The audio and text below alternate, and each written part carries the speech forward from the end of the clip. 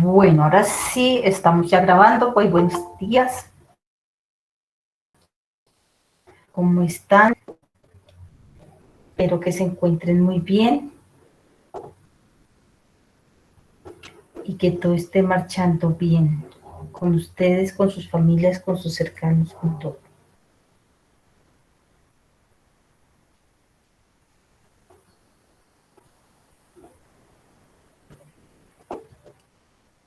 Y les doy la bienvenida entonces a esta segunda web conference de nuestro curso. Entonces, me confirman que ven una pantalla que dice gestión de colecciones, Juliana Molano, de presentación.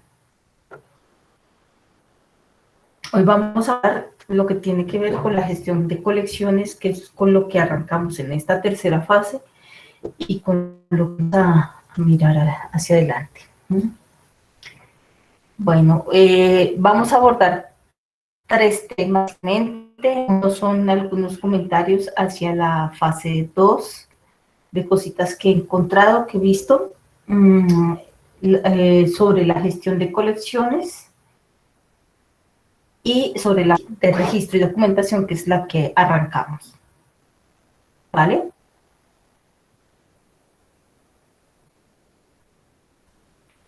Bueno, entonces la primera corrección que tal vez yo tengo ahí como pendiente es que algunos confundieron obras de arte con lugares patrimoniales. Eso viene, digamos, desde la primera fase, y algunos les escribí desde el 20 y pico de enero y donde recién entregaron, hice una revisión de esas primeras fases y los entregaron. Hay otros que incluso hoy por hoy no han hecho esas correcciones. Entonces, por favor, revisen si en la retroalimentación de la fase 1 les digo que tienen una construcción de arte y lugares patrimoniales. Con respecto a esa fase, también una retroalimentación general que quiero hacer, y es con respecto a los mapas conceptuales. Cuando yo les digo cuáles son el sistema cultural que opera desde sus territorios, desde lo nacional, internacional, nacional y local, toca mirar desde una de las instituciones que van a tener control o de alguna manera injerencia, protección del patrimonio, y cómo eso se ve reflejado en sus entornos, en sus localidades. Algunos pusieron municipios. Cada municipio opera distinto. Entonces hay que puntualizar frente a eso. ¿Cuál? En mi municipio, por ejemplo, en Bogotá, opera muy distinto a cualquier otra ciudad. Por ejemplo, en Medellín hay diferencias radicales. Nosotros tenemos un instituto, que es el Instituto Distrital de Patrimonio, el IDPC, que es el que se encarga de velar por la protección del patrimonio. Muy distinto a la Secretaría que tiene, de Cultura que tiene, y el instituto que tiene Medellín. Y de ahí, cuando yo escribo municipios, hay que mirar exactamente a cómo opera directamente a nuestro contexto. En algunos casos incluso vi errores como decir que los diputados y como la organización que tiene España, como lo hacen las gobernaciones de Estados, que son gobernaciones, que son formas como operan en otros territorios, no en ustedes. ¿Sí? Choachí va a tener posiblemente una Secretaría de Cultura. En otros lugares la Secretaría puede ser, no ser de Cultura, sino que está incluido en la Secretaría de Educación. Hay otros que tienen Secretaría de Cultura y Turismo. y cada uno de ellos va a ser distinto. En algunos de ustedes, en algunas zonas puede haber una fundación de mejoras y ornato, así sean municipios. Por eso es importante que revisen esa primera fase y que miren si yo les hice algunas correcciones a su mapa. En algunas ocasiones les escribí o no tienen lo internacional o les faltan cosas o falta en correcciones. Este mapa va a ser importante porque cuando hagamos la suma de todo, vamos a hacer una introducción y en esa introducción vamos a hablar sobre cómo nosotros operamos en el entorno social, en el entorno que tenemos de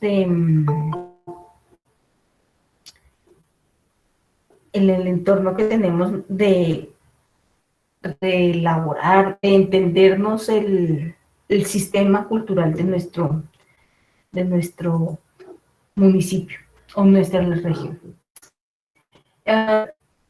Hay algunas cosas en que nosotros metimos en esas definiciones de arte, como, por ejemplo, esculturas, bustos, murales o discos, fuentes. Fuente porque la fuente más que por un lugar patrimonial, porque puede ser una talla en piedra. Distinto a la iglesia, cementerio, la estación de tren, la casa antigua. Entonces, por ejemplo, quienes tienen la iglesia, fíjense si Marina y es la iglesia. Cementerio, seguramente en la entrada del cementerio haya algún Cristo que sea cercano a eso.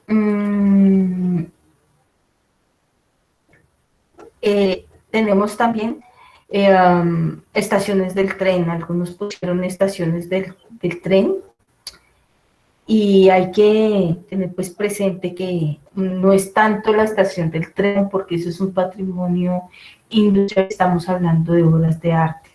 Si bien esas son lugares muy importantes, pues podríamos mirar cómo hablar también no solo de la conservación integral del patrimonio en general, sino que lo tenemos que restringir a lo que tenemos en arte. Con respecto ya a la fase número 2, vi que algunos no hicieron el análisis de los riesgos, solo que pusieron la matriz RAM y no escribieron el texto, y hay un pedacito para abordar un pequeño texto, aunque sea un pequeño texto, que nos esté justificando el porqué de esa tabla. Ese texto de análisis es muy importante. Por otro lado, es el uso de la matriz de RAM. Algunos pusieron una X y no es una X, es un número de 1 a 5, y no hay que llenar todos los cuadros con números, sino que hay que identificar cuál es el número a que corresponde a eso. Por favor, quienes vayan a tener como esa corrección, por favor miren que en el lobby hay un video que explica cómo está esa matriz RAM. Les voy a pedir también el favor que cuando vayan a revisar sus retroalimentaciones, abran el archivo que está creo que a ustedes les permite abrir el archivo que enviaron, y ahí van a tener en algunos casos comentarios. Yo una vez me excuso con aquellos, son muy juiciosos, la verdad se me cae la cara de la vergüenza, pero yo a veces me muevo más retroalimentando a quienes tienen errores que a los que no. Quienes tienen errores, yo les escribo párrafos y párrafos y párrafos y les justifico y les pongo imágenes y les mando audios y de todo. Muchas veces a quienes son muy juiciosos, digamos, en su ejercicio, no tengo la posibilidad de tener ese diálogo ni de decirles esto estuvo bien y por qué estuvo bien. Entonces, si ustedes encuentran que en sus trabajos se quedaron en 110, creo que vale esta actividad, 120, felicitaciones, nunca cambies, y no hay un diálogo, pues si quieren podemos abordar a charlarnos por Skype y tener una mayor retroalimentación, porque sí sé que a quienes son muy juiciosos uno simplemente les escribe la rúbrica bien, bien, bien, bien, y no les da un texto a veces como más acorde, y eso sí, creo que por el volumen de estudiantes y la dedicación que se les da a otros, pues también me parece un poco injusto. Lo que se puede hacer, como les digo, como les cuento, es poder charlar sobre cada una de las obras que tienen, que yo ya estoy viendo, algunos de ustedes van a encontrar situaciones muy particulares y muy puntuales a cada una de las obras. Sobre todo van a encontrar que tienen información o carecen de información, y eso lo vamos a ver más ahora en esta misma actividad. Ahora sí, entrémonos a abordar el tema de la web, que es la gestión de colecciones. Bueno, esta gestión de colecciones, miremos el concepto. Guardar, coleccionar, va más allá del hecho de guardar objetos, porque sí, nosotros coleccionamos lo que creemos que tiene un valor para los demás. Cuando yo tengo una colección, por ejemplo, de muñecas, no solo es mi satisfacción personal, sino porque yo considero que tienen un valor adicional a simplemente ser un objeto más en la casa, a tener varias de ellas y mostrar su diversidad. Las colecciones, entonces, no solo las guardamos por el valor monetario, obviamente hay algunas que se valorizan y se valorizan bastante, otras incluso van depreciando su valor.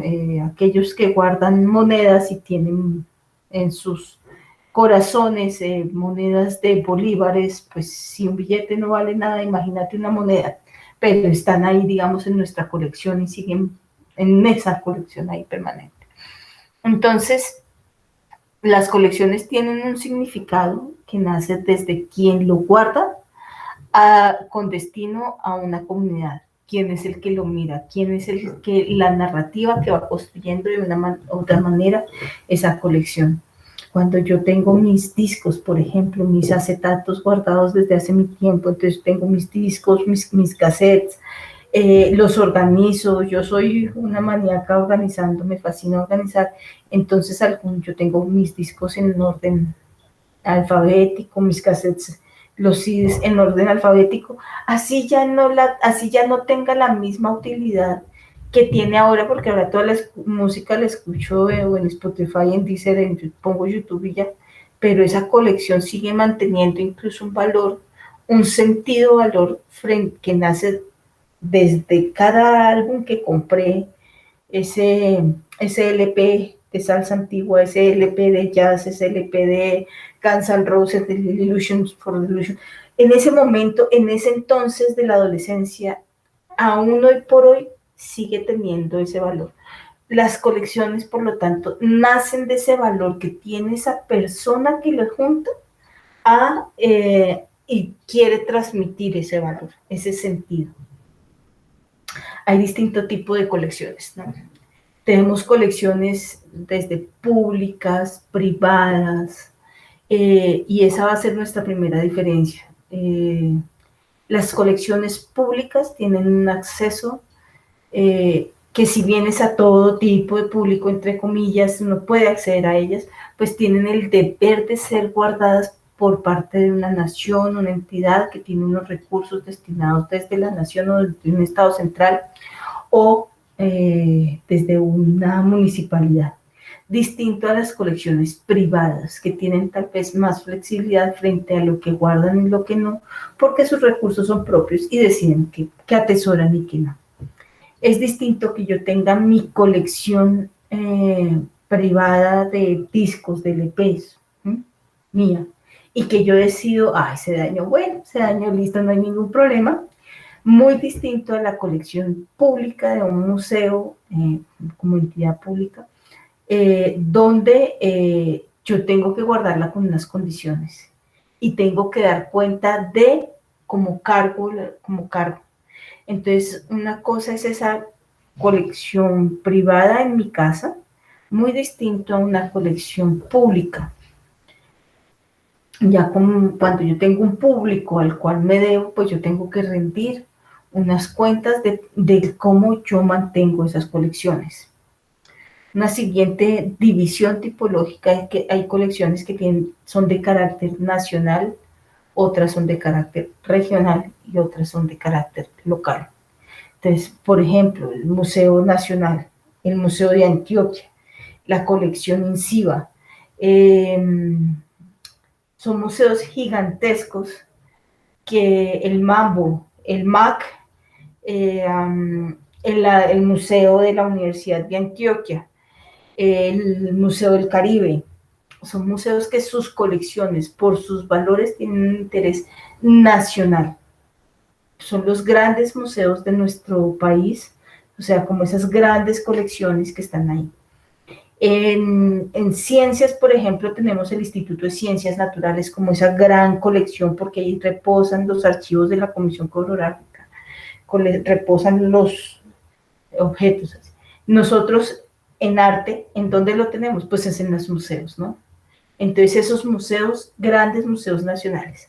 Hay otros que son museos regionales y que tienen unos caracteres de cuidado de la obra de una zona determinada. Por ejemplo, Museo Regional del Huila tiene todas las colecciones, maneja colecciones que pertenecen al Huila, no solo a Neiva, sino a todo el Huila. El Museo del Café, son zonas regionales y que pueden estar. También en esto de región, y muy pocos lo nombraron, tenemos las redes de trabajo en las que nos configuramos desde el sistema de patrimonio de nación. Nosotros tenemos unas redes. Está la red de museos del Huila, la red de museos universitarios, la red de museos del Valle, la red de museos de Antioquia, que es una de las más fuertes y organizadas, yo creo. Cada una de esas redes dan cuenta también de un patrimonio y cómo se organizan para tener esas patrimonialidades. Bueno, en ese sentido, pues tenemos bienes que importan, digamos, a un gran conjunto, puede ser una ciudad, museos como el Mambo en Bogotá, museos el arqueológico de Tunja, los museos de arte de las regiones, de los municipios, el Museo Marrayo, las casas museo, etcétera, que tienen ese patrimonio regional. Y finalmente tenemos unos museos, unas colecciones de carácter local que nos interesan y que son aquellas que tienen un fundamento sobre todo para su municipio. Entonces, museos que aplican muy a lo local y muy a las formas en que están ahí, no sé, museos sobre todo de carácter municipal, ¿no? El Museo de Memoria de Montes de María, que aunque es un proyecto gigantesco y muy reconocido a nivel internacional por el manejo de la memoria histórica en medio del conflicto armado, Montes de María pues tiene esa condición de trabajar incluso también con arte y todo eso, pero de importar a quiénes más, pues a las personas que viven más en Montes de María. Los museos comunitarios, el Museo del Vidrio aquí en Bogotá, que si bien el vidrio se trabaja en todo lado, pues es un registro muy de vidrieros en estas zonas. Los museos de cerámica, especializados en algunas formas de cerámica, como el del Museo Nemocón o el Museo de la Sal de Zipaquirá, son muy locales y atienden a necesidades locales, sobre todo aquellos museos comunitarios. De aquel autor que no vamos a tocar, que son las colecciones personales. Esas no las vamos a tocar ahí, por eso no entran en esa tipología, pero ahí debería ir en esa escala la colección personal, y es la colección que cada uno de ustedes como artistas va armando en su casa, son las obras que tienen. Entonces también eso va teniendo sus propias colecciones, ¿no? Pues cada uno de ustedes van a ir creando obras y haciendo esos registros de obra que van a hacer sus propias y particulares colecciones. Bueno, los bienes, tenemos un patrimonio material, que son esos objetos que tenemos que cuidar, que tocamos, que movemos, ese registro mueble que hemos abordado, pero también tenemos un patrimonio inmaterial o algunos complementos inmateriales, la inmaterialidad de la materialidad, que puede ser las fotografías, muchas veces van acompañadas de diálogos, de historias de vida, sonidos, canciones, la música. Por supuesto, pues se maneja a nivel de registros. Entonces yo una entrevista, la entrevista la guardo en el registro sonoro.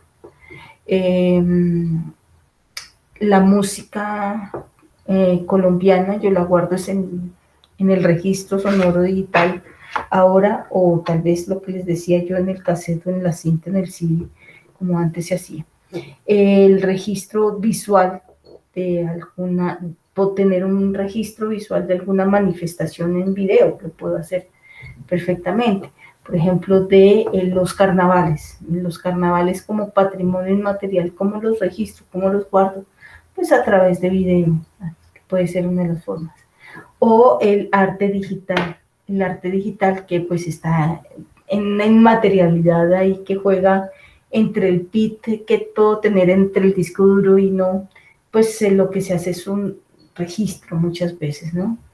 Cuando el arte es muy etéreo, pues no lo podemos a veces tocar como tal. Por ejemplo, es lo que les digo, es el arte digital o esas acciones performáticas, no las podemos a veces materializar, o lo que se materializa no es realmente lo que necesitamos conservar, sino son los registros que están ahí.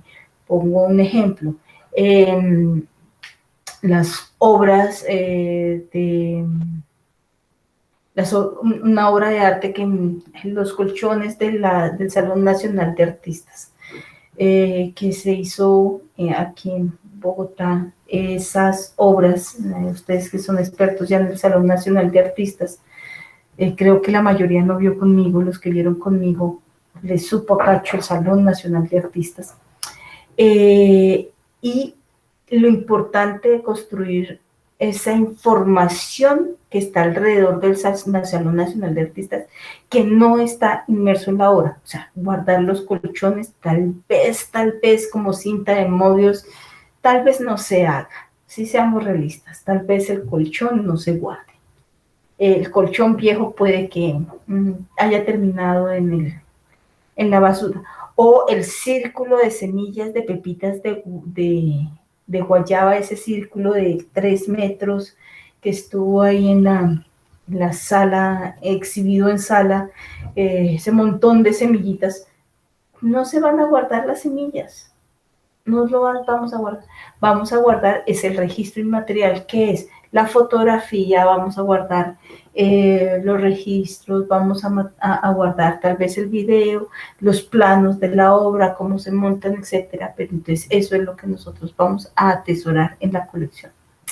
Obviamente por sus conceptos tenemos materiales arqueológicos, históricos, artísticos, naturales. Esa es una clasificación muy cuadriculada, pero es la que usamos sobre todo para abordar el manejo de colecciones y en cómo se registran ellas. Obviamente hay objetos que son de arte, historia del arte, objetos, el cuadro colonial, ¿dónde lo pones? ¿En lo artístico o en lo histórico? Todos los cuadros tienen una condensación, un acompañamiento de la historia, por supuesto. Toda la arqueología también tiene historia, todos los objetos naturales de una u otra manera tienen tiene experiencia estética. Entonces, es difícil a veces uno hacer unas líneas, pero hay que trazarlas. de una u otra manera hay que trazarlas. Entonces hablamos de objetos artísticos distintos a los objetos históricos, y arte lo metemos únicamente lo que tiene que ver con el arte muy, muy como les digo, cuadriculado también, caballete, pintura, fotografía, escultura, como esos elementos tradicionales, porque cuando vamos a hacer pues los registros tienen cosas muy parecidas, pero hay otras que no tanto. Ya ahorita vamos a hablar un poco más de eso. Por supuesto, tenemos también elementos que son muy difíciles de definir en dónde nosotros los guardamos. Y, por ejemplo, es el arte contemporáneo. Lo que hablábamos del colchón viejo, seguramente no lo tengamos. O cómo hacer registro de ese patrimonio inmaterial con el que nosotros estamos también creando obra. Cómo guardar la historia de vida de alguien frente al cual yo estoy construyendo bordando su historia. ¿Guardo el bordado o guardo el objeto? ¿Cómo hago yo para transmitir el objeto? Y muchas veces terminamos creando por eso el libro de artista, ¿no?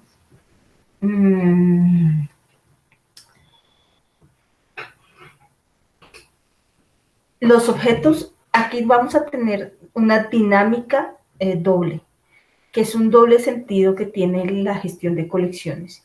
Y uno es que los objetos materiales, tangibles como tal, van a tener también su registro y van a tener unos elementos muy importantes para guardar, porque no solo estamos guardando el objeto, sino también la información que acompaña el objeto. Cuando yo tengo una obra, no solo estoy guardando ese objeto como tal, sino que guardo el autor, la biografía del autor, guardo también el contexto histórico en que se realiza, guardo los movimientos que va teniendo, guardo su ciclo de vida, guardo sus condiciones, etcétera. Las voy guardando ahí. Eso, lo material, se tiene un acompañamiento inmaterial, pero lo inmaterial, y eso va a ser nuestro reto también ahí, de lo que también nos pregunta Angélica, y es que lo inmaterial, los registros, lo que no podemos tocar, de una u otra manera, la única forma de conservarlo es materializarlo. ¿Materializarlo cómo? En el registro de información. Entonces, la historia de vida que se está perdiendo, ¿cómo la materializo yo si no es a través de un video o a través de una entrevista? Y esa entrevista la guardo en la colección con su concerniente registro. ¿Cómo guardo yo para la historia y para la posteridad el Carnaval de Barranquilla si no es a través del video, de la música, de la ropa, de las tradiciones? Esas tradiciones, ¿cómo las guardo yo si no es a través de poder tener ese corpus guardado en un elemento de registro, ¿sí? Para poder conservarlo, como nos pregunta Angélica. Claro, esos elementos de registro inmaterial nosotros los volvemos materiales y como tal los podemos conservar. Nosotros no podemos conservar como tal el carnaval en una urna, no la podemos meter. Lo que metemos es el video, el audio, la marimonda, la máscara, eso es lo que metemos y guardamos del carnaval. Cuando hablamos de cómo conservar el patrimonio gastronómico, ¿cómo lo hacemos? A través de la receta, que la escribimos, la volvemos tangible, pero también a través de la entrevista, de la fotografía, del audio. ¿Cómo guardamos nosotros los elementos de las artesanías? Los que trabajaron comidas, los que trabajaron artesanías conmigo, producción manual en antropología visual, pues ¿cómo lo guardamos? Lo guardamos a través del registro del video, de la fotografía, del texto, y eso sí lo podemos guardar, ¿sí? Y eso sí lo podemos patrimonializar. Es de esa manera que los museos de elementos intangibles funcionan. Es de esa manera que guardamos el arte contemporáneo, y aquí tenemos un vínculo profundo de la información. Nosotros no solo atesoramos objetos, sino información.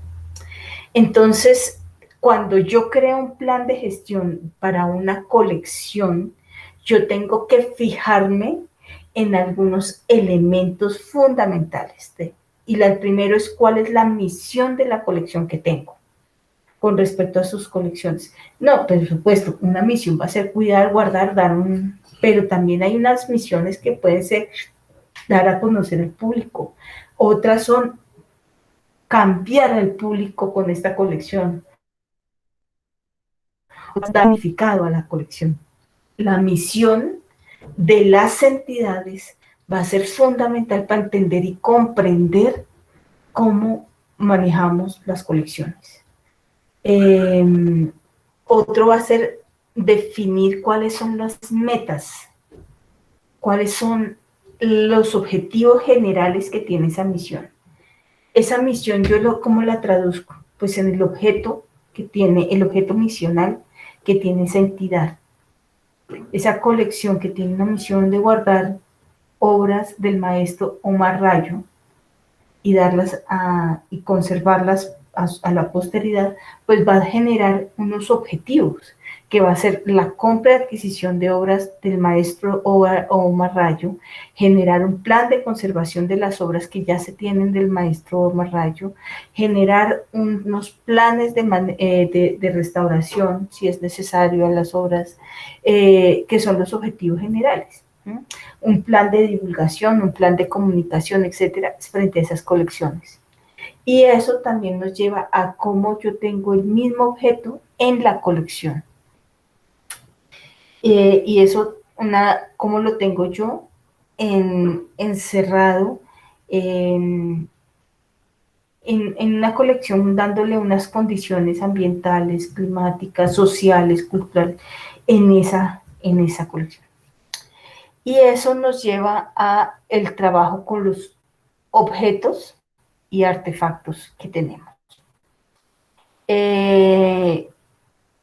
Nosotros trabajamos para preservar, exhibir, exponer, enseñar y vender. Básicamente, seguramente habrá otras características que surjan, sobre todo con el arte contemporáneo, características muy disruptivas, ¿no?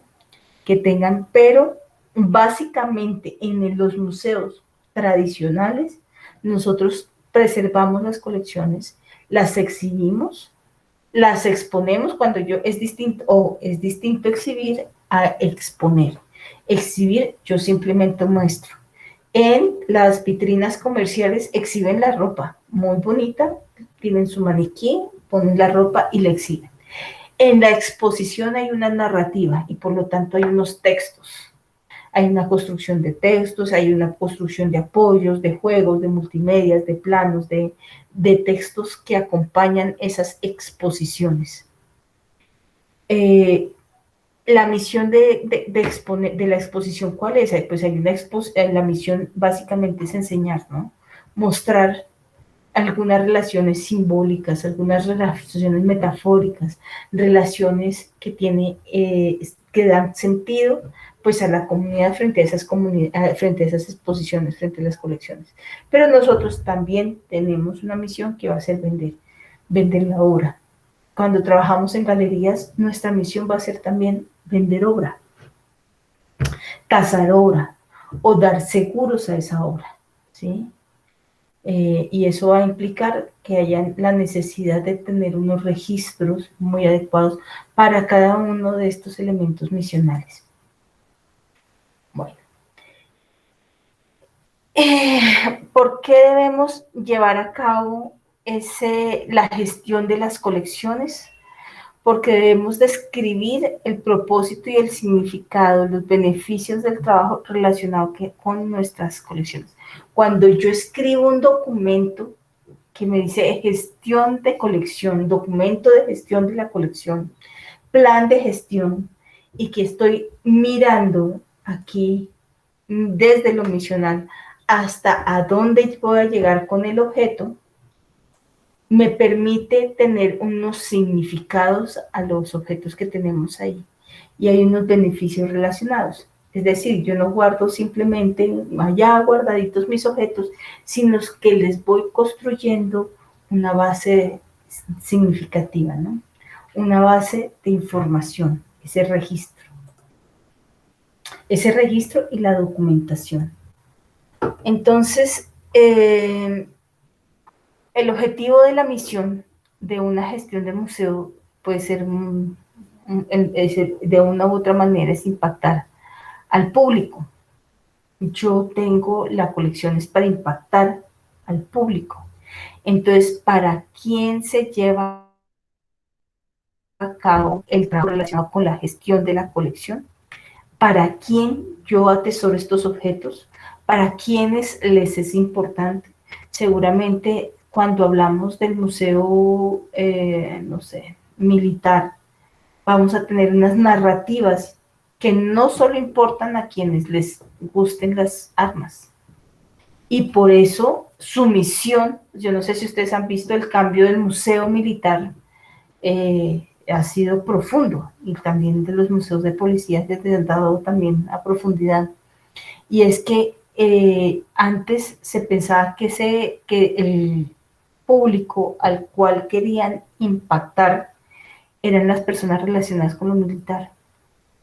Pero cuando se cambia la misión del museo y dicen nosotros queremos es mirar la memoria histórica en la que la milicia ha participado, entonces es necesario tener otro tipo de objetos que no solo son los militares, sino también hablar de un salón de memoria, ¿sí? Y el hecho de que el Museo Militar haya hecho ese salón de memorias me parece maravilloso, porque es abrir la puerta también a otro tipo de elementos de colección. Entonces aquí hay que definir a quién va dirigida la colección a nivel general. Entonces era distinto cuando eran solo las personas que interesadas en las armas y en las cosas militares, a cuando ya construimos memoria nacional. Entonces fíjense que hay una diferencia de a qué tipo de público vamos.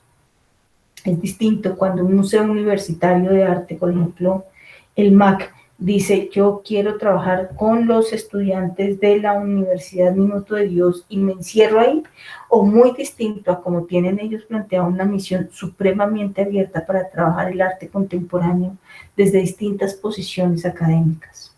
Entonces, fíjense que eso me da la posibilidad de abrir o de cerrar a qué tipo de público voy a impactar con mis colecciones. Ese público nosotros tenemos que de una u otra manera evaluarlo, medirlos y saber hasta dónde va ese impacto. Es decir, cómo se evalúa el trabajo de la gestión de la colección y cómo son esos resultados. Y eso solo lo hacemos mediante estudios de público. Esos estudios de público, pues tenemos que enumerar unos métodos y unas métricas existentes para hablar cómo nosotros estamos impactando con nuestras colecciones a ese público y cómo la información que tenemos solventa esas necesidades, ¿sí? Entonces, hay que mirar cuáles son esos atributos para la misión de la gestión de colecciones. ¿Cuáles son los atributos que nosotros podemos tener? Nosotros tenemos factores que nos van a delimitar y a definir nuestra misión de gestión de colección en un museo o en una galería y cómo la vamos a plantear, a implementar. Nosotros debemos plantear y describir muy bien cuáles son los parámetros para esa misión de colecciones. Por ejemplo, ¿cuál es la ética del trabajo museístico?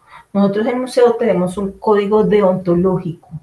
Ustedes lo van a ver en museología, los que no han visto, como ustedes, el siguiente curso que ven es con la maestra Ana, ese curso van a ver que existe un código deontológico, que ese lo tiene la UNESCO y que a partir de él nosotros tenemos unas legislaciones relacionadas con los museos. Entonces, hay unos parámetros misionales relacionados con la ética y que están en ese código deontológico. Así sea usted un museo militar o así sea usted el museo de Caparrapí, así sea usted el museo, el Guggenheim, así sea el Museo del Ladrillo de el Museo Comunitario de Montes de María, no importa cualesquiera el museo sea, tiene unos parámetros misionales que atañe a los principios éticos. Y eso está con nuestro código deontológico. Ojo, ese código deontológico está en revisión actual, ya que actualmente el ICOM está haciendo reformulación de la definición de museo y que por ende va a afectar de una u otra manera a cómo nosotros nos entendemos en las colecciones y en la gestión de colecciones. Pero por ahora les sugiero que vean muchísimo ese código deontológico. Y ese código deontológico en los países se regula gracias a una legislación en la que los museos pues tienen sus propias leyes, están en el marco de las legislaciones de cultura, por supuesto. También hay unos acuerdos nacionales, binacionales, etcétera, internacionales, bilaterales, en que nos permiten, por ejemplo, traer o llevar obras de arte de un lugar a otro con mayor o menor posibilidad de sacarlos sin tantos problemas. O formulamos tratados de libre comercio, podemos también generar tratados culturales en esos mismos marcos para permitir que obras de arte de la zona, no sé, por ejemplo, lo que tiene que ver con el Mercosur, giren y anden sin mayor problemas o con muy pocos, con los seguros básicos, sin tanto como tiene que hacerse con otros lugares, con otros lugares sin esos marcos legislativos. Eso nos permite también saber qué podemos sacar o no sacar y qué tenemos para una legislación que ampara a la pérdida y explotación de bienes culturales. Entonces, el arte también está protegido ante esa legislación y hay unos tratados para poder comprar, vender a nivel internacional. Y hay unas propias regulaciones que tiene cada uno de los museos, Casa de las Culturas, o ya sea Casa de Cultura, o galerías, instituciones culturales que tienen unas misiones propias, unas estrategias, unos programas, unos planes, unos proyectos. Cuando ustedes vean, o ya los que ya están viendo, gestión cultural, están en este momento armando un proyecto cultural que parte de una misión, una estrategia, unas organizaciones, hasta unas tareas relacionadas con los objetos que vamos a coleccionar. Esas instituciones culturales, digamos, tienen unas regulaciones propias. Eso lo podemos llamar resoluciones o lo podemos llamar estatutos, pero también lo podemos llamar plan museológico. Entre ese plan museológico va a ir el plan de gestión de colecciones.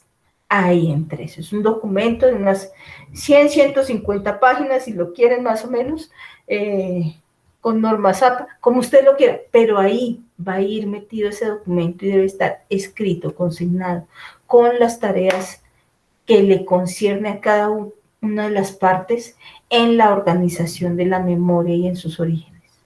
Debe haber una historia de las adquisiciones, una estructura de las colecciones, cómo están en los museos y cómo hay unos parámetros que tenemos que cumplir para cuidar esas colecciones.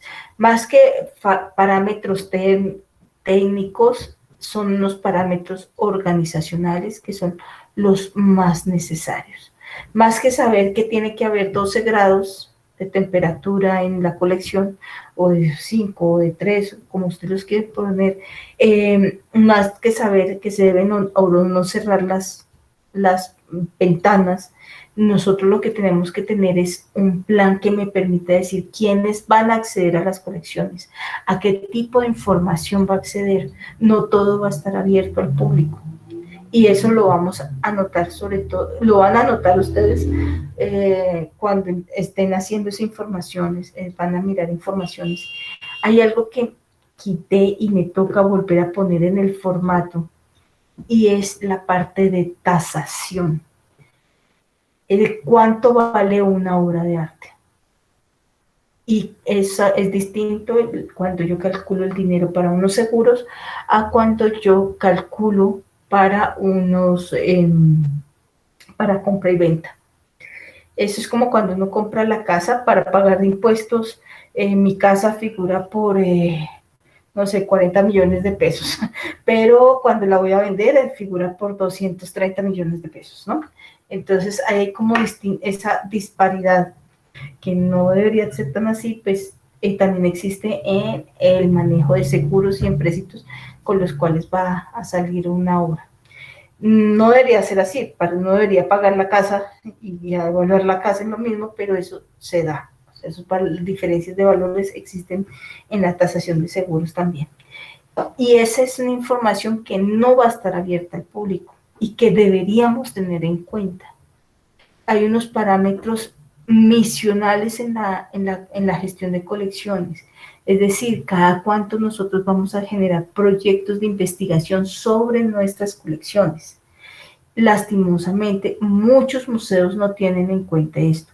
Y es que cuando yo le pongo un plan a esto y le digo, nosotros vamos a hablar sobre arte contemporáneo y vamos a hablar del maestro, no sé, algún artista, Nadine González, vamos a hablar de la obra de la maestra, o la obra de este maestro, vamos a hacer una investigación iconológica, iconográfica, simbólica de las obras de este. Entonces, cuando yo le pongo nombre y le pongo acción a esto, es que los museos se dinamizan. Cuando yo le pongo acción desde la misma colección, cuando digo cuáles son las distintas maneras de ver un objeto, es que eso se va a transmitir a la forma de exponer. Cuando yo hago un diálogo entre cómo expongo y cómo veo el objeto, pues va a entrar en sincronía. Entonces, una institución toda tiene que hacer un diagnóstico y decir cómo está mi colección y establecer un diagnóstico, un DOFA básico y establecer unos análisis de riesgos de cómo está esa colección. Hay unas políticas de qué coleccionar, para qué coleccionar, por qué coleccionamos, y eso está ligado, por supuesto, a la misión, a la visión, a lo que queremos crear y a la capacidad proyectada. Y además tenemos una planeación estratégica y que nos lleva al plan de operación de la colección del museo, la colección, del espacio cultural que tenemos. Siempre debemos contar con asesoría profesional. Ustedes tienen lo básico de la conservación preventiva, pero ustedes no son para nada restauradores. Y no vayan a meterse nunca a restaurar, por Dios. Mire, el consejo que les doy es no restauren nunca. Déjenle eso a los restauradores, que eso es una cosa complicada. Lo digo por experiencia, eso no es fácil y nos hemos tenido que mirar objetos que han sido arreglados a la huachapana. Entonces hay que mirar cuál es una asesoría profesional. Si son museos pequeños que no tienen plata, que no tienen recursos, etcétera, siempre pueden contar con el programa de fortalecimiento de museos. Lo mismo, hay un espacio para casas de la cultura desde el programa de fortalecimiento de museos que les ayuda a manejar las colecciones.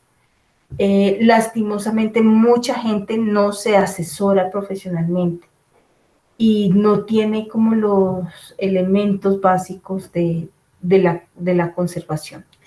Entonces, sí, es complicado. El siguiente es hacer lo que ustedes están haciendo ahora, pero también en espacios cerrados se puede, que hacer el plan de conservación preventivo es el que lo estamos haciendo en espacio público por contingencia, por pandemia, todo eso, pero eso lo podemos adaptar también a espacios cerrados, a nuestros, ya sea nuestra galería personal, nuestra colección personal o al Guggenheim. Todos podemos hacer nuestro plan de conservación preventiva con los elementos que están viendo aquí en este curso. Y una división, en ciencias naturales hablamos de la taxonomía en objetos. En arte vamos a hablar de materiales, ¿no? Hay que hacer una división de materiales. Entonces, yo tengo que aprender a manejar cuáles son los materiales que constituyen esos objetos, más que el objeto mismo. Entonces, yo voy a guardar los textiles, aparte de las piedras, aparte de los... de todo lo que tenga que ver, por ejemplo, con ay, se me olvidó, con metales. Entonces, vamos a tener como esa división. Entonces, cuando yo hablo de textiles, voy a tener las obras de Caballete en óleos, etcétera. Las obras, eso están constituidas por textiles. Entonces, esas obras las voy a poner en un espacio distinto a la escultura en piedra, porque las obras voy a poder darles de esa manera redireccionar a unas características físicas de la colección. Entonces nosotros siempre vamos a tener una división por materiales, siempre vamos a dividir por materiales. Y hay que aprender a dividir en materiales, ¿sí? Y finalmente tenemos que hacer la catalogación, que tiene relación con esa división. Yo catalogo, divido, hago el registro y hago la documentación. Mi catalogación tiene que ver con la división que yo le pongo a mi espacio y a cómo la organizo. Yo puedo tener una colección, no sé, de obras de arte de Colombia y irla llenando por rincones, por zonas geográficas. Pero también eso puedo dividirlo o por autores, o por años, por temas, etc. Hay muchas maneras de organizar y catalogar una colección. Lo importante, ojalá, es que eso sea estandarizado y frente a la red, o sea, los museos no operan solos, frente a la red podamos crear una organización similar. El registro tiene que ver con las formas en que entran los IDs, ya ahorita les voy a hablar con el nombre, como la cédula básica del objeto. Y la documentación tiene que ver con el proceso de investigación que se hace y lo hace cada uno de los museos. Hay procesos de documentación muy distintos. Entonces, ¿para quién colecciona? Ya sabemos que hablamos a un público objetivo. Siempre les he dicho, y pues grábenselo, una exposición, una colección que está abierto a cualquier tipo de público no es para nadie. No es para nadie. Si ustedes en la misión no dicen, yo me voy a centrar en infancia, yo me voy a centrar en universitarios, yo me voy a centrar en qué tipo de público, en visitantes, quién es mi público, y no lo caracterizo, me voy a crear planes locos, ¿sí? Sin piso. Tenemos que mirar quién es mi público objetivo, quién es, cuando yo lo hablo de general, quién es ese público general, cómo lo caracteriza, cuál es mi público especializado, qué rango de edades voy a tener. No significa que si yo quiero colecciones para niños, primera infancia, no significa que no puedan entrar adultos o tercera edad, ¿sí? Pero cuál va a ser mi población objetivo, porque así también yo hago la documentación de mis obras. Si mi documentación está para un público universitario y es un museo universitario, pues va a tener un nivel académico y va a exigirme un nivel académico que no es lo mismo una colección abierta a la comunidad, ¿sí? Entonces, por eso mismo necesitamos saber a qué tipo de público tenemos. Mi maestro López, William López, dice: las colecciones en su conjunto constituyen un extenso campo de estudio y una fuente inagotable de investigación. en cuya condición las condiciones, tanto en exhibición como en reserva, representan la disponibilidad de consultar archivos de información primaria e insustituible. Pensémonos el museo, pensémonos las colecciones como si fueran bibliotecas. Y cuando yo voy a mirar la biblioteca de la Luis Ángel Arango, lo que tengo son diversas pequeñas capas de significado. Son niveles de profundidad que la gente sabrá a qué tanto va a tener. Cuando ustedes recorren un museo, van mirando las obras y van viendo una primera capa que es la de los datos básicos, ¿no? Entonces, autor, año, medidas, ese bocadillo que llaman algunos, es la cédula inicial, la cédula básica, va a tener, es la primera capa de información.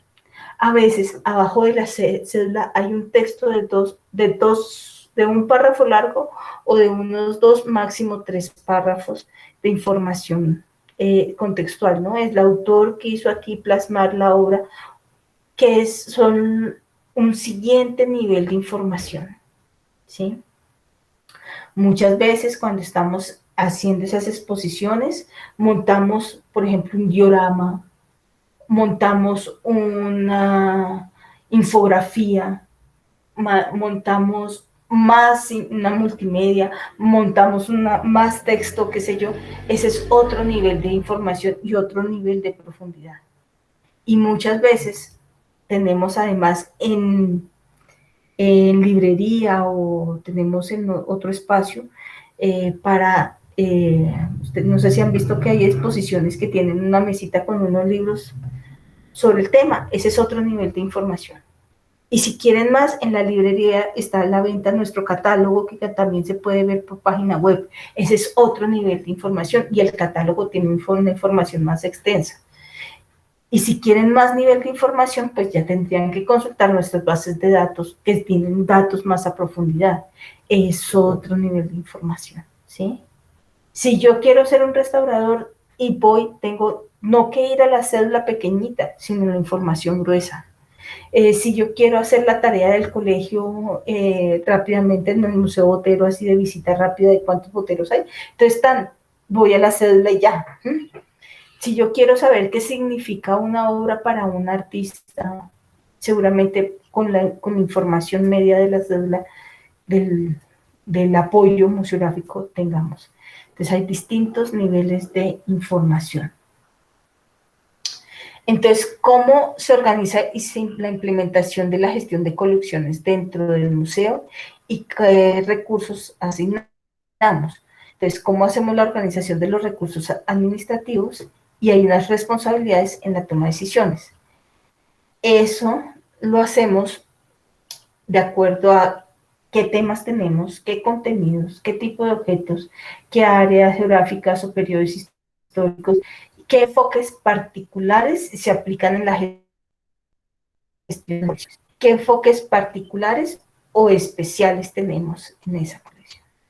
Si damos prioridad a ciertos objetos o ciertas áreas en actividades de nuestra gestión. Si yo quiero un museo del papel, seguramente me enfoque más en la producción del papel y tenga las prensas, tenga algunos elementos para resaltar, más que el contenido que hayan en esos papeles. Áreas en actividades de la gestión. En un museo de arte también yo me puedo enfocar en el Museo de Arte Colonial. Seguramente el Museo de Arte Colonial tiene piezas anteriores a la colonia, de llegar aquí, no solo colombianas, sino tal vez españolas, seguramente estén en su colección. Seguramente tiene posteriores a la colonia unos años después, pero para ella el Museo Colonial, su rango va a ser arte colonial y va a ser a eso lo que le dé. Y además dice, no, mi zona va a ser Colombia, va a ser la escuela, las escuelas latinoamericanas. Entonces seguramente sí tiene cosas de Quito, pero más que todo va a estar la escuela colombiana, la escuela bogotana. Entonces va a tener algunas obras que son vanguardia, ¿no? Entonces ese cuadro de Arce Ceballos, que ese es el que inaugura siempre colección, pues ese va a ser muy importante, ¿sí? Va a tener seguramente el Museo de Arte Colonial algunos objetos de memoria colonial, de otro tipo de objetos, pero no van a ser los más importantes. Aquí vamos a dar una prioridad a ciertos objetos, a ciertas áreas para la gestión de las colecciones. Y por supuesto va a haber distintos cambios de enfoques en la gestión. Y entonces eso también hay que darlo y guardarlo en la memoria, ¿no? En museos históricos, arqueológicos pasa mucho eso. En museos de arte no tanto, porque los artistas suelen jugar mucho con las narrativas y cambiar tanto que no sé, que si lo vemos a lo largo tiempo se ven como esos cambios, pero no son drásticos. Antes se podría pensar en hablar de una de colecciones de compramos lo más importante, lo más representativo de cada artista. El artista ganador del salón, ese es el que compramos. Puede que haya luego un enfoque distinto a los nuevos realizadores y compremos obras de los nuevos artistas. Luego haya un cambio en enfoque y miremos y nos demos cuenta que ni siquiera el 10% de las obras del museo son de mujeres. Entonces, el enfoque vaya a una mayor adquisición, investigación y curaduría de obra femenina. Entonces, ahí hay unos cambios de enfoques y eso me va a atestiguar la memoria de los museos. Bueno, los museos, debemos enumerar el tipo de objetos recogidos, mirar qué énfasis tiene cada uno y cómo los vamos a numerar, qué criterios vamos a aplicar en cada una de las colecciones, cómo vamos a evaluar los objetos, por ejemplo, por sus propiedades relacionadas con la adquisición, con la condición, con el contexto. Entonces, ¿cómo hago yo para definir que un objeto es más valioso que otro? Porque Arce de Ceballos es más valioso que el candelabro que está en la esquina. Entonces, ¿por qué va a ser más valioso? Pues porque tiene una valoración en su adquisición, en su condición, en el contexto, en el artista, etc. Y vamos a tener que mirar muy bien cómo adquirimos esos objetos. Algunos tienen unas juntas de adquisición, un panel de expertos, trabajos por encargo, otros lo hacen por donación, algunos hacen adquisición activa, que es ir de marchantes a buscar esos objetos. Entonces, es necesario poner pautas a cómo se hace la adquisición. Pero también cómo hacemos esa adquisición, también debe haber unos parámetros para dar de baja de las colecciones y no terminar con toneladas de objetos desbordándonos por todo lado, que también suele suceder, y mucho sobre todo en museos arqueológicos. Bueno, ¿qué hacer y qué no hacer? ¿Qué es lo que nunca debemos hacer? Es lo que yo les llamo colecciones astrepelucantinas. Nos dedicamos a todo tipo de público, y yo solita hago todo. Eso es lo peor que puede hacer cualquier colección. Las colecciones deben establecer límites y decir hasta dónde van. Entonces, cuando yo les hablaba antes de que la misión, la visión nos daba también la capacidad que tiene el museo para albergar obra, está en eso, en ese establecer límites. Y no sé si ustedes han ido a museos, eh, ojalá regionales, ojalá municipales, el Museo de la Fotografía del Pueblo, donde hay 3, 4 paredes llenas de objetos, todos apiñuscados, todos encima de otros, todo el mundo los toca, no hay nada guardado, no hay nada registrado. Y si llega la señora y dice, ay, es que mi tía trajo un portarretrato tan bonito de la India, mijito, ¿le sirve? Sí, sí, aquí me sirve. Ay, es que imagínese que encontré el gatico que tenía, ¿se acuerda el gatico? Lo embalsamamos y lo trajimos para el museo. Tráigalo para el museo, ¿sí? Ay, tan bonita que era el cuadro de doña Paola, hizo el dibujito tan bonito. Ese sirve, claro, tráigalo para el museo. Y son museos que se van llenando de chucherías sin establecer condiciones, sin establecer límites, y terminan llenándose de todo, sobre todo en los museos municipales, donde no tienen una capacitación ni un personal a veces contratado para eso, sino muchas veces es la esposa de, la prima de los que terminan en el cargo de director del museo y terminan trayendo lo que les sobra a otras familias, como el tiradero del bar. Y ese suele ser muchas veces museos ahí como que necesitamos un poco más de acción, no sé, más de um, un museo mucho más rígido frente a qué guardamos y hasta dónde guardamos. Establecer límites. Lo siguiente es centralizar las colecciones.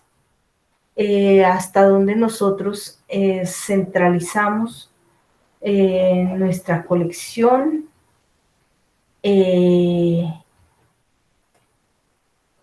hasta donde nosotros, algo que nosotros guardamos y atesoramos y solo yo puedo resolverme este problema, solo yo soy la, ¿no? Muchas veces encontramos eso también en museos, que son esa señora que lleva 20 años trabajando en el museo, soy la que tengo las puertas, soy la que tengo el archivo, soy la que hago la visita guiada, soy la que contrato, soy la que barro, soy la que limpio, soy la que hago plan de gestión, soy la que hago ese de conservación, soy la que hago todo.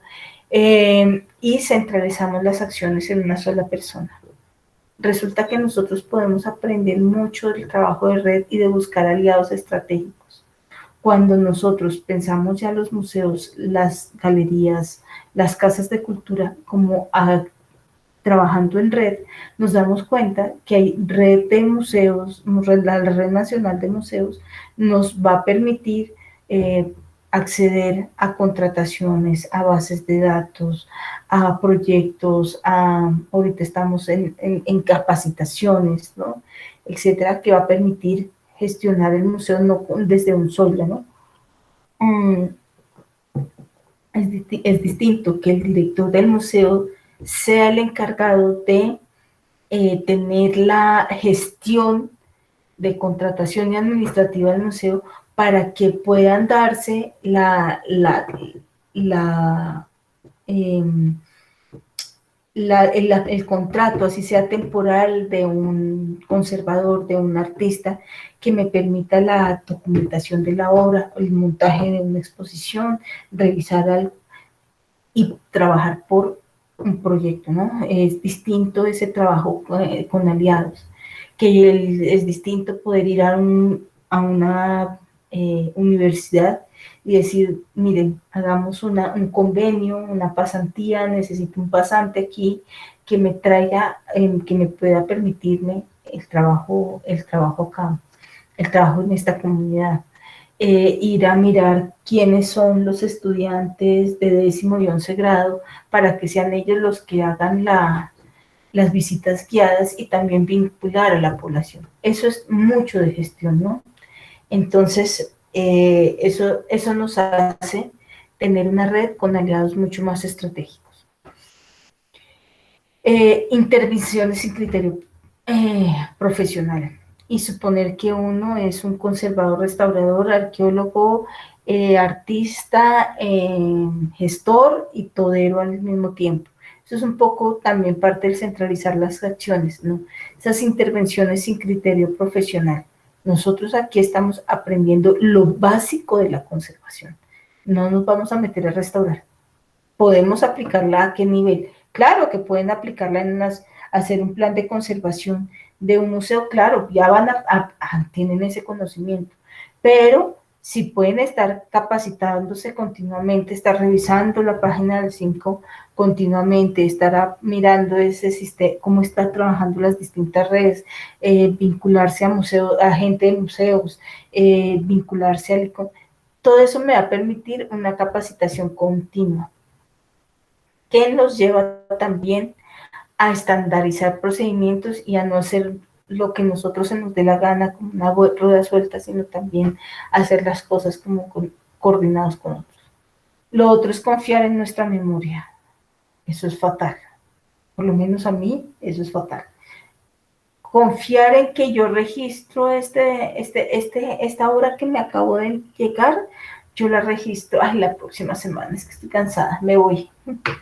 No, tiene que haber alguna manera para que eso no entre a la colección, sino que entre a un proceso muerto con unos datos básicos y que no se haga ese ingreso de una a otra, sino de un momento a otro, sino que se pueda eh, mirar ese, ese ingreso a una base de datos detallada y no a lo que va hacia la ley de las castañuelas, ¿no? Sumidos a las que horas nosotros estamos trabajando. Y lo último es que sí podemos hacer, lo que sí debemos hacer es generar proyectos. Siempre generar proyectos va a ser muy importante para el trabajo en los museos.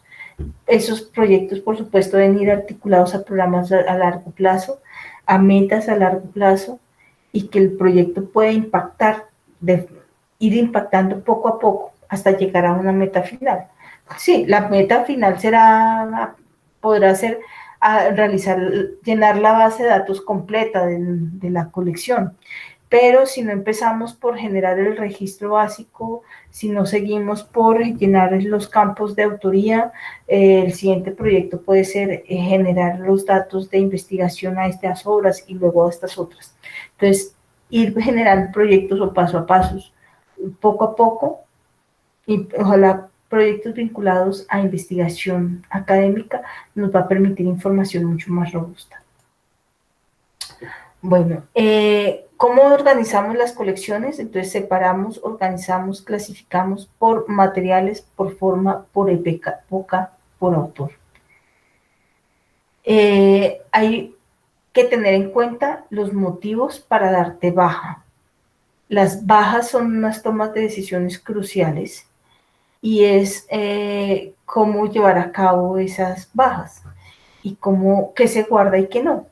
Por ejemplo, esta obra de arte en donde está un montón de basura y la sombra proyectada, pues me bota 2 personas en la sombra. ¿Guardo el montón de basura?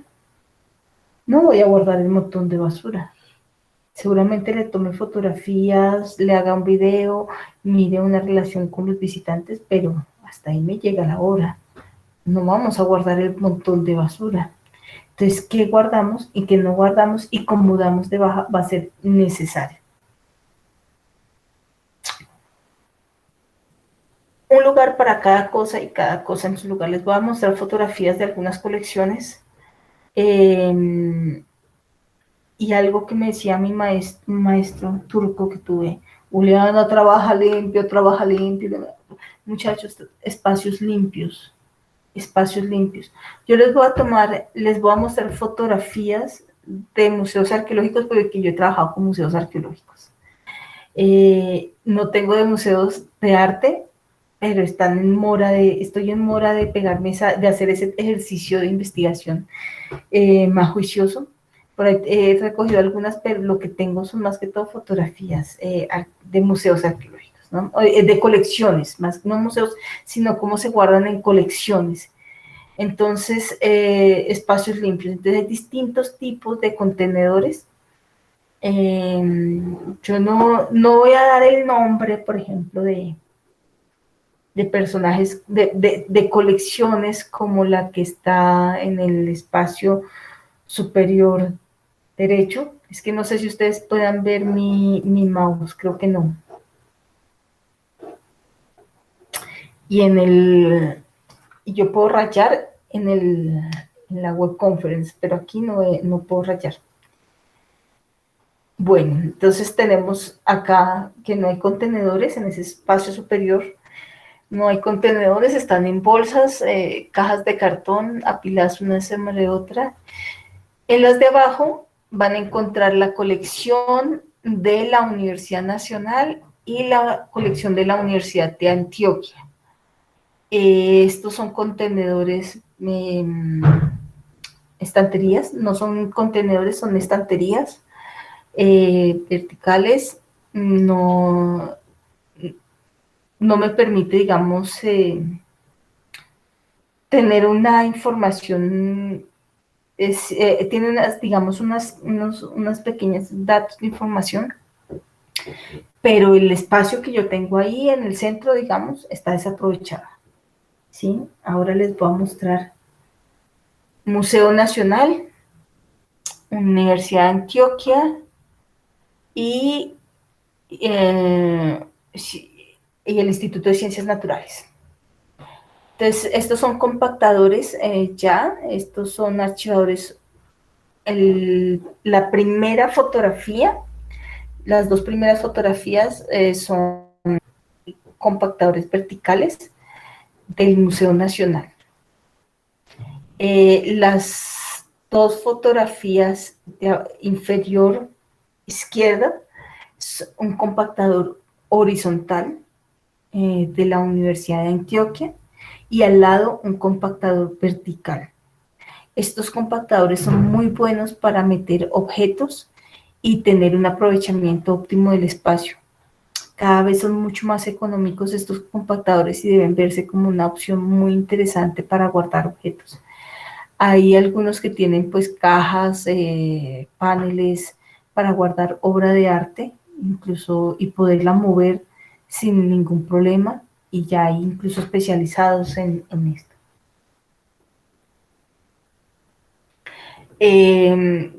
Compactadores horizontales, por ejemplo, los que tenemos en la inferior izquierda de la Universidad de Caldas, hecho en madera, funcional si lo que tenemos ahí no se lo come ningún xilófago o algo así, muy funcional y realmente económico frente a un compactador horizontal que es de los más caros.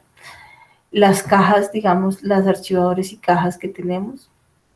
En las del centro, en la superior del centro tenemos la Universidad de Caldas, con estanterías, y en las inferior del centro y en la inferior derecha está el Museo de la Casa Marqués de San Jorge, y fueron tomadas en distintos momentos. Si ustedes notan, las mismas piezas que están afuera están en la una y en la otra. Las obras deben guardarse, no deben sacarse como locas todas, ni dejarse por fuera.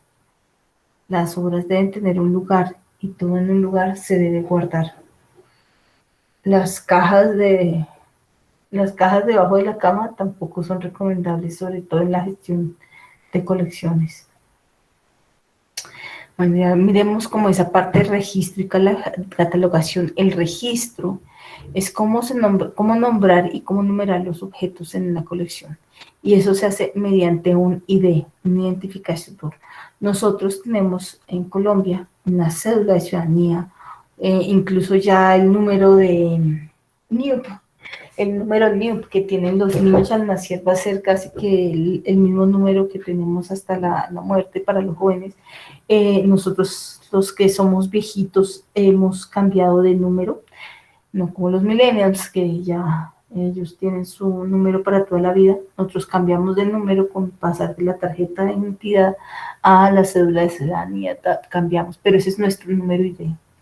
Este es nuestro registro, con eso se llena la cita médica, con eso, con ese número de cédula de ciudadanía pagamos impuestos, con ese número de ciudadanía pedimos la cita médica, con ese número de cédula de ciudadanía está el contrato, está el banco, está todo, lo tenemos con ese número ID.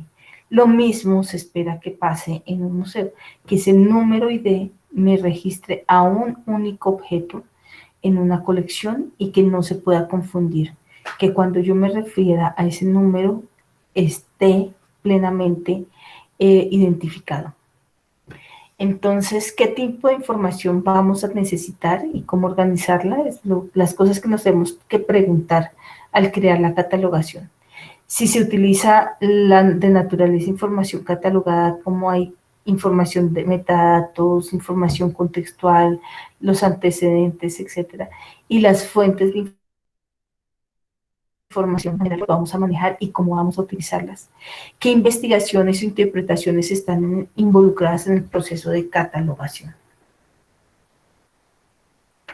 Y finalmente, bueno, menos mal, como estamos por Google Meet, no nos van a echar, pero entonces quiero hablar de esta fase 3 del registro y documentación y cómo vamos a hacer el análisis de obra. Bueno, hay unos elementos ID y aquí, como no vamos a hacer una gran catalogación, sino que solo tienen 5 objetos, pues no va a haber un número, 1, 2, 3, 4, 5, no hay más. Pero aquí en estos elementos ID, el que nos va a ser más importante va a ser el nombre de la obra. Y se va a hacer nuestro registro, el nombre de la obra. Y va a ser el nombre, no sé, que nosotros tenemos. O sí. Algunos, por ejemplo, vi que tenían una obra que se llama El Descabezado. Seguramente se llama distinto, ¿no? Busto de Don Marco Polo. No me acuerdo el nombre de a quién. Pero el nombre de la obra aparecía o aparece en sus trabajos como El Descabezado. En otros, por ejemplo, dice escultura de José Antonio Catalán, pero seguramente tenga un nombre distinto, puede haber otro nombre diferente. Algunas veces eso sucede, ¿no? Entonces, hay un nombre principal, hay un nombre oficial, hay una fotografía principal, pero también hay unos otros nombres y otros registros fotográficos. Tenemos qué tipo de obra es. Eso lo tenemos. Yo intenté hacer un formato, ojalá les funcione muy bien porque ustedes son mis conejillos de India, en un formato que sea de seleccionar. ¿Qué pasaba? Tipo de obra: escultura, estatua, conjunto histórico, mural, arte urbano, relieve, busto, obelisco, y me aparecían otro como pintura, esculpido. Sí, o sea, como que esas son las características básicas, los que tenemos básicos. Obviamente pueden haber otros. Los que tienen vidrio, algunos tienen vidrio, algunos tienen murales de vidrio, vitrales, algunos tienen, se me olvida, eh, se me olvida que tienen así como raros. Chu, chu, chu. Algunos tienen obras extrañas en su composición. Se me pasa ahorita el nombre, mosaicos, perdón, mosaicos de cerámica, y entonces seguramente esas personas que tienen esos mosaicos o vitrales tengan que escribir otro mosaico vitral. Todos debemos entender que una estatua, digamos, tiene la escultura tiene unas definiciones, una estatua tiene definiciones, un conjunto histórico no, es un conjunto, perdón, me pasé, no es conjunto histórico, sino conjunto escultórico. No es conjunto histórico, es conjunto escultórico, es cuando hay varias esculturas, por ejemplo, banderas, donde hay varias de un lugar. Arte urbano, que lo tenemos ahí, murales de arte urbano metidos todos ahí, pero también hay, si uno se pone a investigar sobre arte urbano, obviamente va a encontrar una clasificación y una tipología más profunda, ¿no? El graffiti, sería la serigrafía, hay muchas técnicas para hablar de arte urbano, entonces aquí lo tenemos como muy general, pero si fuéramos a hacerlo solo de arte urbano moderno, seguramente tengamos que abrir esas categorías. relieves tienen algunos, bustos, obeliscos, otros, por ejemplo, como las fuentes talladas o en metales. Hay una localización, nosotros ya tenemos, digamos que hay unos parámetros para escribir esa localización. Hay unos tipos de emplazamiento, una plaza, una avenida, un parque, una glorieta, una pared. Sin embargo, pueden haber otros. Hay que describir el lugar donde lo van a hacer, donde está la obra, y poner un mapa Google. No solo la captura de pantalla, sino también el enlace. Algunos tienen fotografías históricas, otros no. Si no tienen fotografía histórica, pues no hay otra fotografía histórica. No hay, ¿sí? Si la obra es reciente y no hay fotografías históricas, pues no. Algunos sí tienen fotografías históricas. Entonces es chévere poderlas rescatar ahí o tener un archivo de esas. Mirar en qué fecha se elaboró la obra. Hay algunos que no tienen esa fecha de elaboración. Bueno, pues no se sabe. O sea, algunos tienen con la circa, sea en 1980, ya sabemos que es más o menos 3 años antes o después de los 80. Algunos tienen fecha de inauguración, otros no, a otros no se ha inaugurado, entonces pues no la tenemos. El contexto histórico de la obra sí la podemos tener, eso sí lo podemos construir y sí lo podemos hacer. En algunos casos, algunos tienen autor, en otros no tienen sino unas iniciales. Angélica, en Google, en Internet puede haber cantidades de fotografías históricas. En Internet y tomar pues la fuente de Internet. Esa es la primera forma de tener fotografías históricas. Pero también hay catálogos, ¿sí? Los que están en Bogotá, en Medellín, hay institutos de patrimonio que tienen catálogos de obra en espacio público y que tienen fotografías antiguas ahí. Otros, pues como no tenemos acceso a bibliotecas por pandemia, por lo menos nosotros ahorita no podemos ir a bibliotecas. El objetivo fuera hacer una consulta en biblioteca, en fototeca. Lastimosamente ahorita estamos en pandemia y nos toca únicamente lo que Google nos dé, lo que tengamos en publicaciones. Sin embargo, cuando no estén en pandemia, donde pueden encontrar fotografías históricas, en los institutos distritales de patrimonio, si están en Bogotá, por ejemplo, en las secretarías de cultura suelen tener, en planeación, en los municipios muchas veces planeación tienen los archivos fotográficos, y lo que pasa es que hay que ir a llevarle una chocolatinita a la secretaria, hay que hacer ejercicios, sobre todo cuando vayan a hacer ese trabajo laboral. En las secretarías de planeación muchas veces están esos archivos fotográficos de la inauguración de obras, días, todo eso, aparecen ahí esas fotografías. En las bibliotecas, en los periódicos, hay archivos fotográficos constituidos por parte de los periódicos y que uno puede tener acceso o pedir buscar en esos archivos. Que cuando uno hace una investigación más a fondo, pues se tiene. Por ahora, en la pandemia, lo único que tenemos acceso es a tener nuestro super Google. Y hay cosas bien interesantes en Google, ¿sí? Hay muchos que tienen cosas muy, muy bonitas y que ya hemos visto.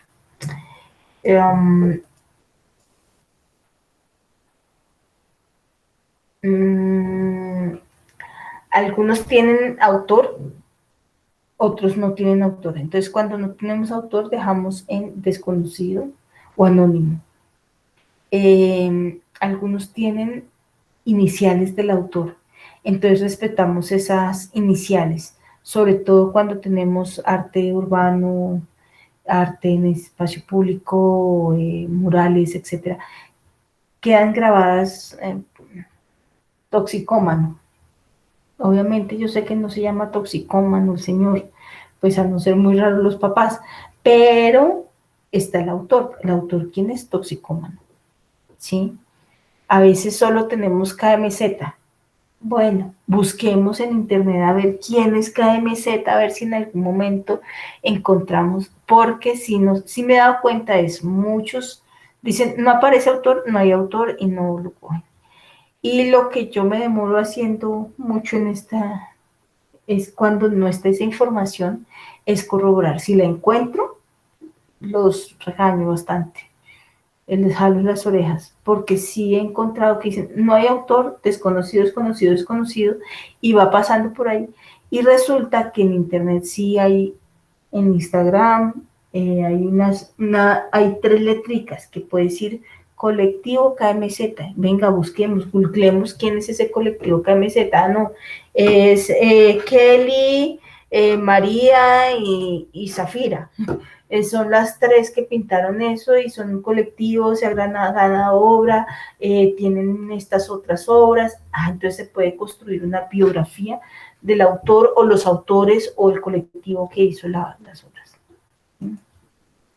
Dimensiones de la obra. Muchas veces pues tenemos esos gigantescas obras que no podemos medir. Algunos tenemos las medidas gracias a Wikipedia, que todo lo sabe, es el libro sagrado, ¿no? Entonces, este es como un poco el chiste de Dios es Internet, Wikipedia, su libro sagrado.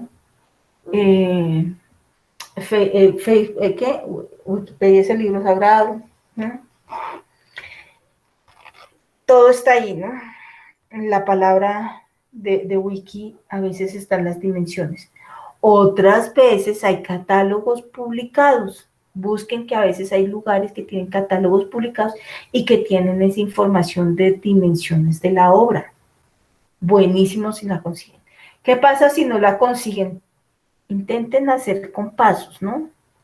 Esa es la más sencilla, contar 3 pasos hacia allá, 3 pasos hacia acá. Ok, entonces esto de medir como 4 metros por 4 metros. Mi paso es como de 70 centímetros, mi paso largo, entonces, no, que yo soy pati chiquita, bueno, entonces hago 3 por 3, entonces 1,5 por 1,5 hagámoslo.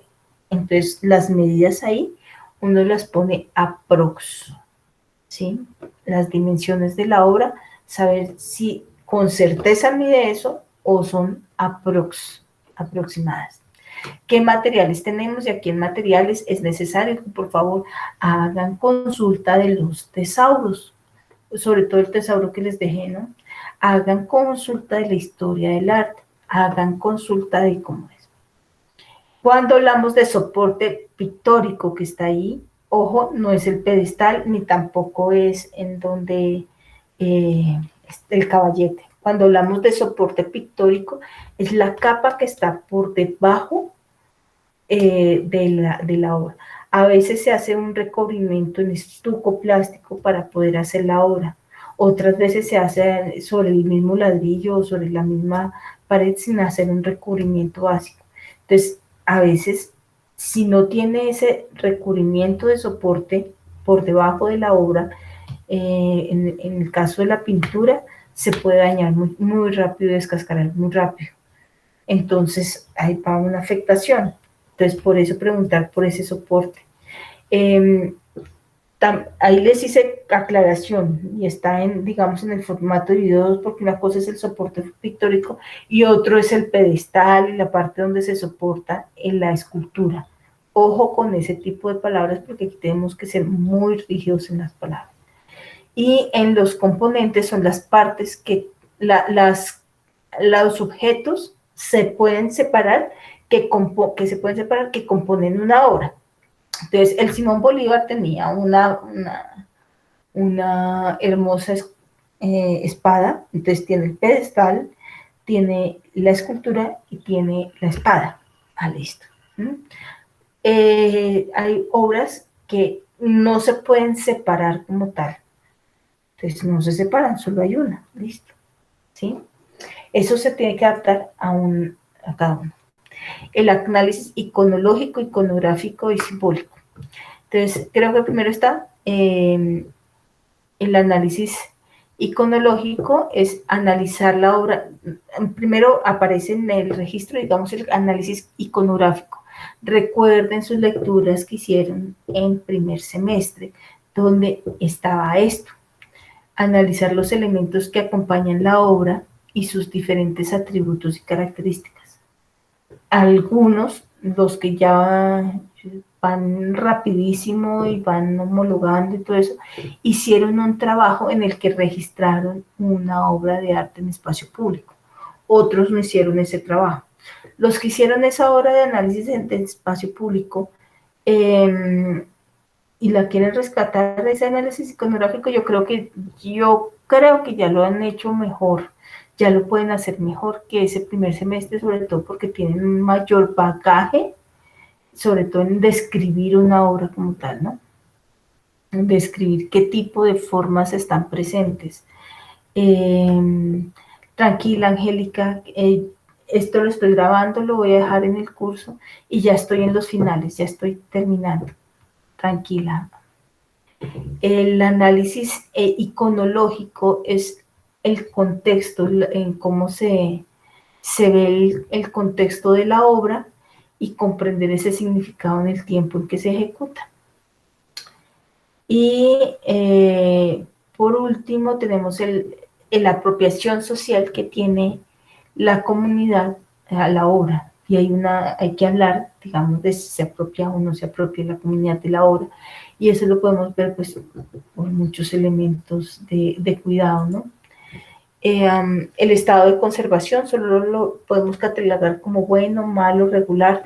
No es quizás, no, son solo esos tres formas de valorarlo en las obras. Vamos a mirar si directamente algo lo está afectando o indirectamente algo lo está afectando, ¿no? Que hay basuras en el parque. Hay basuras en el parque. En la obra no la hay. En la obra no la hay. Entonces es una afectación indirecta. Si hay basura en la obra, entonces ahí hay una afectación directa.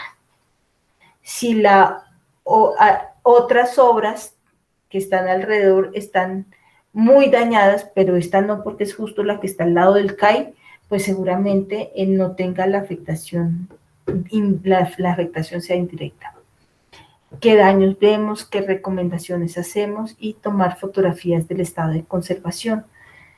Ojalá acercamientos y todo eso. Listo, chicos, preguntas. Si alguno quiere tomar la voz.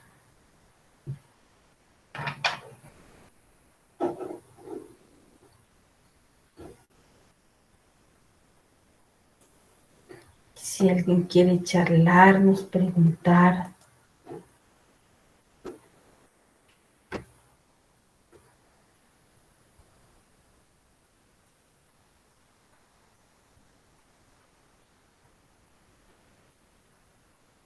Bueno, espero. Camila, si quieres abre tu micrófono y nos charlas.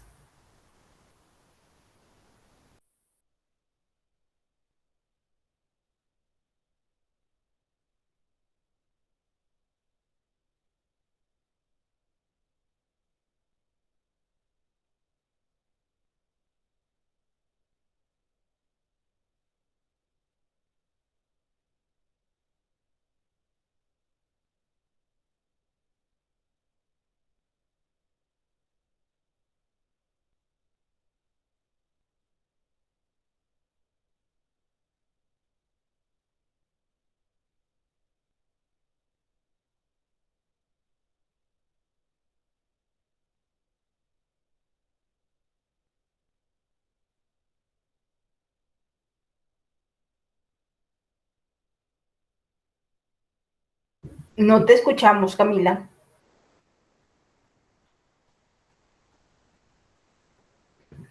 Bueno, recuerden que tenemos ese grupo en Skype. Cualquier pregunta que tengan la pueden hacer por ahí o en el mío. Bueno, héroes. Tú tienes héroes. Sí.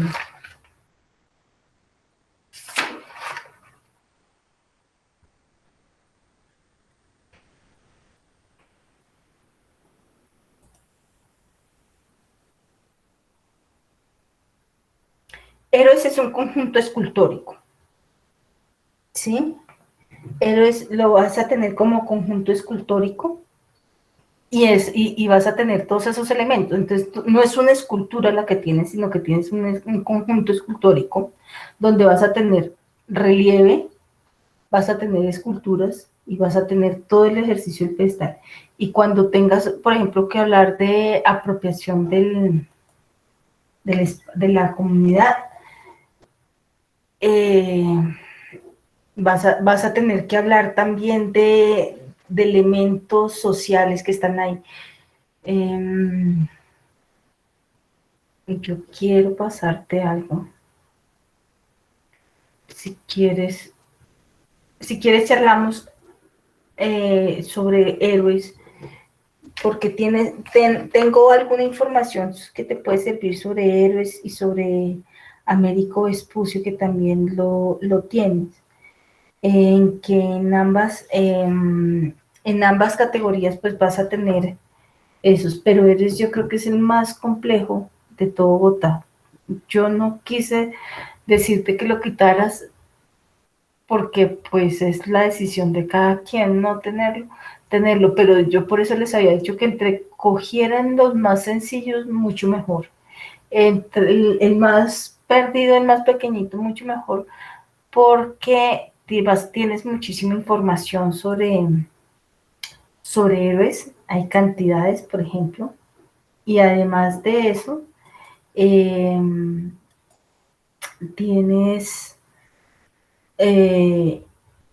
información social, cantidades, hasta intervenciones de arte. Entonces, toca mirar es cómo se ha hecho ese registro. Ven, a ver, yo busco. Dame un segundo, yo miro que tenga aquí un documento.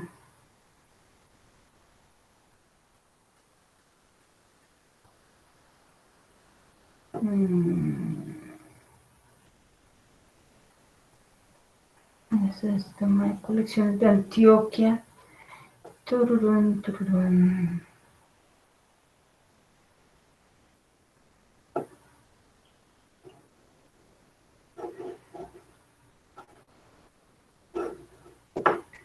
Aquí lo tengo, déjame ver.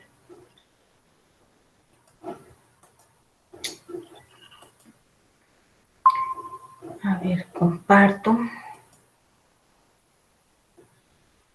Les voy a compartir. ¿Dónde está? Presentar.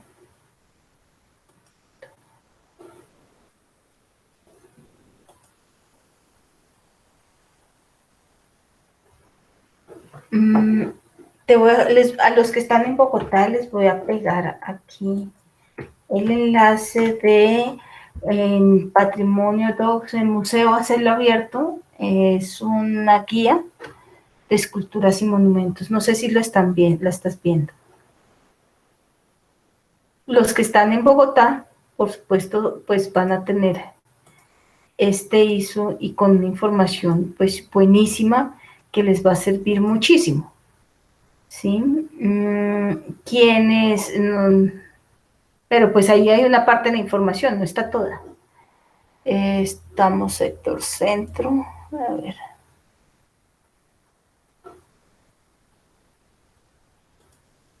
Creo que sector norte, ahora con los héroes es el 11.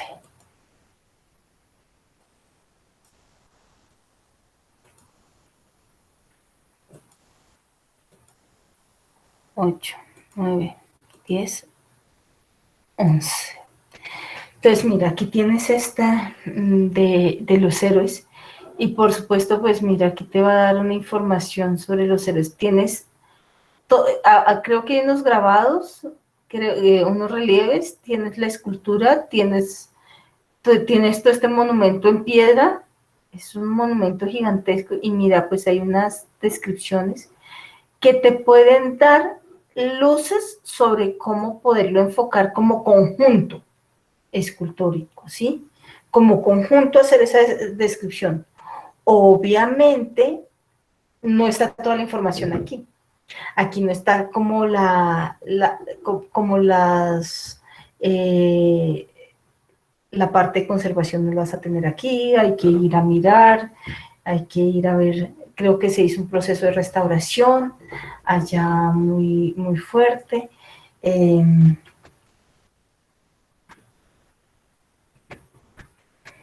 De teatro.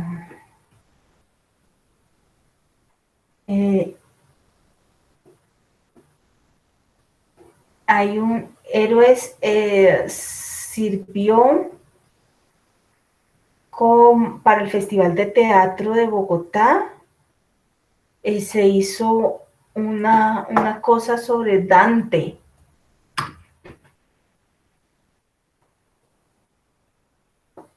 No la encuentro ahora, pero yo la busco y hasta te la paso. Que fue una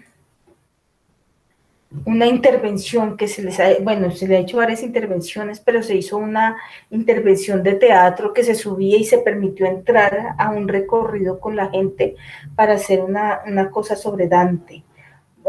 Búscalo, eso fue el Festival de Teatro del 2013, algo así, 2012, 2013, más o menos por esas épocas. Se hizo eso.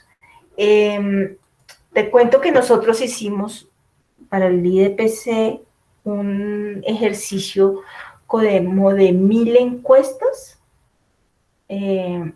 preguntando cuáles son como el monumento más significativo, y no era el Bolívar de la Plaza Bolívar, era Héroes, es el más significativo de Bogotá. O sea, el que más representaba a Bogotá para el IDPC, para ese ejercicio, ese montón de encuestas, fue ese. Y mucha gente, aunque sabía que se llamaba Héroes, no tenía ni idea ni por qué, ni nada, ni por qué estaba eso. Entonces se hizo un plan de manejo en que tenía que haber un proceso más de apropiación social frente a eso, Héroes. Si quieres, yo te paso más eso de Héroes, y el de Américo de Vespucio también lo tener por ahí, esos dos. Te los paso. Pero por si sabes que me recuerdas por ahí el miércoles, ¿vale? Que esta semana es de webs, entonces me escribes, me acosas, te permito que me acoses y yo te paso eso. Por ahí algunas personas que han encontrado, por ejemplo, creo que Braulio me dijo que ha encontrado una página web súper buena. Hay mucha información a veces que uno encuentra, otras veces no encuentra. Entonces, sí tienen información, por supuesto, pueden usarla, pero se cita. Entonces, esto pues tiene tiene unos datos, digamos, de publicación, y la cito como dale. ¿Quién es Melison?